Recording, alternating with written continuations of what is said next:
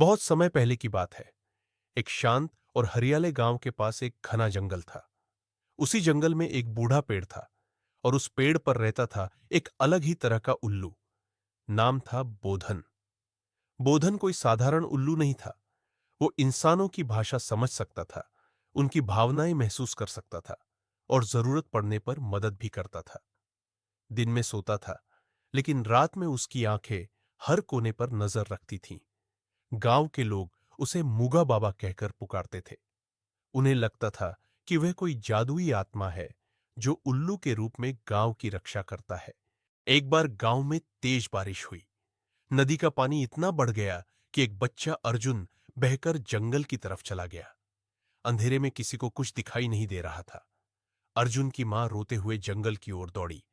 तभी एक जगह से हूं हूं की आवाज आई। वो बोधन था।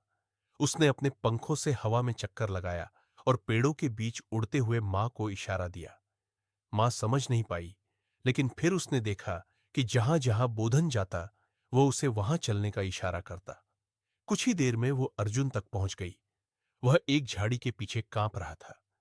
मां ने उसे उठाया और बोधन की तरफ देखा, जो अब चुपचाप पेड़ पर बैठा था। धीरे धीरे बोधन गांव के लिए किसी रहस्य से कम नहीं रहा। जब खेत में चोर आया, तब बोधन ने इतनी जोर से चिल्लाया कि पूरे गांव को पता चल गया।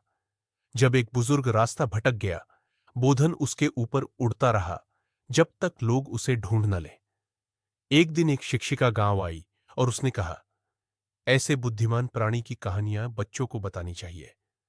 और तब से स्कूल में बच्चे बोधन मूगा की कहानियां सुनने लगे, जो डर को दूर करता था और राह दिखाता था।